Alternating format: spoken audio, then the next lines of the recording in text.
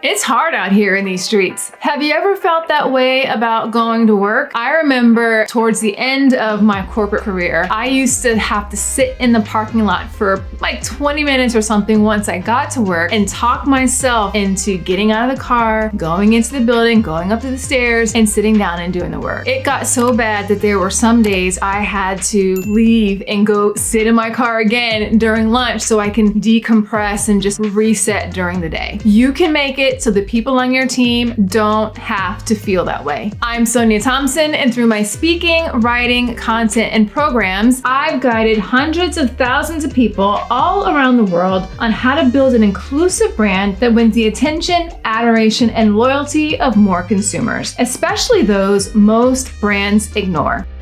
So let's dig into 3 ways you can create a safe and inclusive environment where everyone on your team feels like they belong. First up, stamp out microaggressions. I like to think of microaggressions like little pinches or punches that someone might be giving by things that they're saying or doing. Now, you might think that pinches might not be something that is so serious. About a year ago, my daughter, she went through a bit of a pinching phase. So she would, pinch my mom. And you wouldn't think that pinches, especially from a baby, would cause much harm, but sometimes my mom would look at her arms later on and she noticed that there'd be bruises, and those bruises, sometimes they'd be a little tender to touch. So microaggressions are whenever you say things over and over and over again. They're like little digs that you're giving to people that cause them harm. You might not be able to see it initially. You might not be able to always see the impact, but it's definitely there. So microaggressions are like commenting on someone's appearance. You're commenting on their hair, you're commenting on their clothes, you're commenting in particular for a person of color on how articulate you think they sound. These are things where sometimes you may not realize that you're causing harm, but for the person on the receiving end, it's like pinch, pinch, pinch, punch, punch, punch, and over time, it just makes for a toxic work environment for them. I remember a friend of mine telling a story about very early on in her corporate career where somebody who was kind of like a mentor made a comment about her hair, which she had worn in its natural state to work one day. And in that comment, it just kind of set her aback, so much so that over the course of the next 20 years or so, she decided that never again would she have someone make a comment about her hair rather than the value of the work that she was bringing and her expertise and her knowledge. So she made sure that she always wore her hair in a manner that wouldn't give anybody any sort of reason to comment on it. She went to such lengths to be able to make sure that she would be trying to prevent these microaggressions so that she could be taken seriously and people would focus on the right things. It shouldn't have to be that way for anybody on your team. Now remember, microaggressions can be committed whether or not the person who is delivering them knows that they are committing them. So you can be causing harm to somebody even if you don't intend to, and even if you don't know that you're doing it. That doesn't mean that the impact on the other person is lessened in any way. So we've all got to become aware of what common microaggressions are and what they are for the people on our teams so we can make sure that we're not committing them and causing harm to them over time in a manner that makes them not feel like they belong within our team. Stamping out microaggressions from your company culture are absolutely essential for you to be able to create an environment where everyone on the team feels safe. Think about it. Would you want to go to a place every single day where you were constantly getting pinched or punched? That's not really an environment that you want to continue to put yourself in on a regular basis. Eventually, you're going to say, hey, I've had enough of this, and you're going to steer clear and you're going to give peace out and leave. That's the same thing that's going to happen with the people on your team. That's not what we want.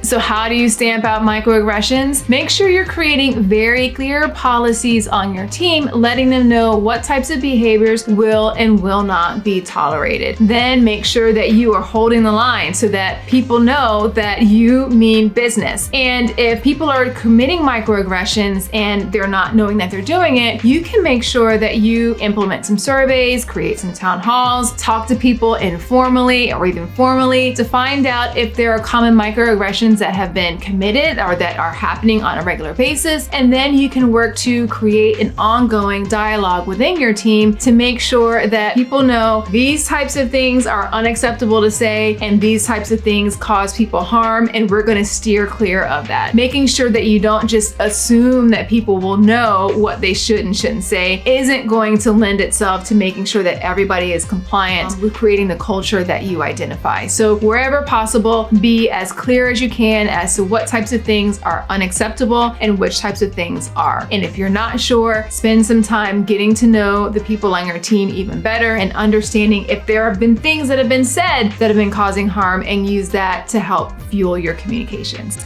Have you ever experienced a microaggression at work? I'm super curious. Drop me a line in the comments below and tell me all about it. That would be another way for us all to learn what common microaggressions are if we let other people know publicly the types of things that have been said to us that we don't really appreciate it. One microaggression that I absolutely hate that's been said to me multiple times and other people I know, particularly people of color, is whenever it's commented how articulate I am. That one just kind of sends me to the edge and I don't like it. The second thing to do to create a safe and inclusive working environment is to make sure that you prioritize psychological safety. People need to feel comfortable speaking up and saying what's on their mind and their heart. They need to know that groupthink is not why they are there. They're there to bring their ideas, to bring their experiences, and to be able to contribute in a way that makes the team better, that advances the progress that the team is making. If somebody feels like they can't speak up, or they will be reprimanded if they disagree with what everybody else is thinking, or they can't express how they're feeling about a policy, plan of action, or whatever is going on, that's not a good environment for them to be in. Disney Pixar does a wonderful job of making people on the team feel very comfortable speaking up, providing their points of view, and even dissenting from others on a regular basis. And they're doing this all, of course, to make their end product better. They actually have meetings where they've got a number of people from all different areas coming in, trying to tear apart a project, not just to tear people down, but to add some rigor to the creative process that enables the team to challenge every decision that they're making, and it pushes the team collectively further to be able to create something that's even better than any one person can do on their own. Having those discussions, having those forums where people are not only getting comfortable sharing their feedback, sharing their opinions, but also receiving feedback or receiving some insights from somebody that might differ from something that they've already done, gets people in a position where they're comfortable speaking up, where they're comfortable sharing ideas, and it brings the team together because they all know that they're doing it for the greater good of the product that they're creating and for the people that they are serving. Get in the habit of creating environments where the people on your team are comfortable speaking up, comfortable letting their voices be heard, where they know that their opinion is not only valued, but sought out. The more you do that, the more people will develop a degree of safety in knowing that they do belong and that what they have to say and their experiences that they bring to the table will make everyone better whenever they share it.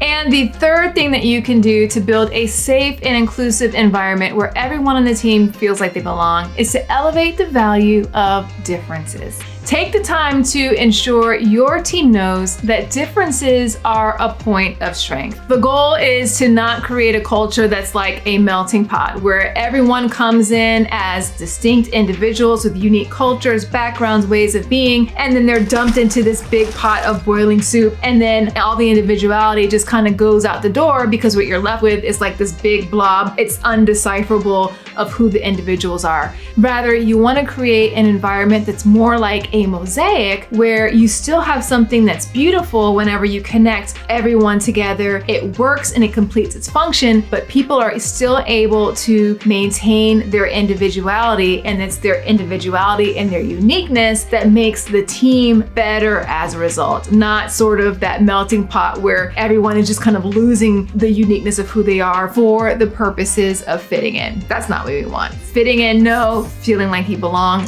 good. I remember back in my corporate days, I had our chief marketing officer that I was working with. She told me, Sonia, you have a voice. We need to hear it, because I was so busy deferring to everyone else, trying to make sure that I wasn't messing up, trying to make sure that I was getting everything right and situated. But in the process of doing that, I had left parts of myself and the benefits of what made me a good leader, of what made me an asset to the team. So the more I started to use my voice, the more I felt like I belonged and that my differences, my unique perspective mattered. That's it for today's episode. If you'd like even more resources on how to get started building an inclusive brand, head on over to inclusivemarketing.co/starter kit and grab my inclusive marketing starter kit that will get you going. Don't forget to drop me a line in the comments and tell me all about a microaggression that you have experienced so that we can help share and educate others on what they shouldn't be saying and doing to other people. And if you like this episode, go ahead and give it a like, subscribe to the channel, and then follow me on Instagram. I hang out a lot there these days, so you'll get lots more new and fun content to help you build an inclusive brand and win the attention, adoration, and loyalty of more diverse consumers. Until next time, remember, everyone deserves to have a place where they belong. Let's use our individual and collective power to ensure more people feel like they do. Ciao for now. See you soon.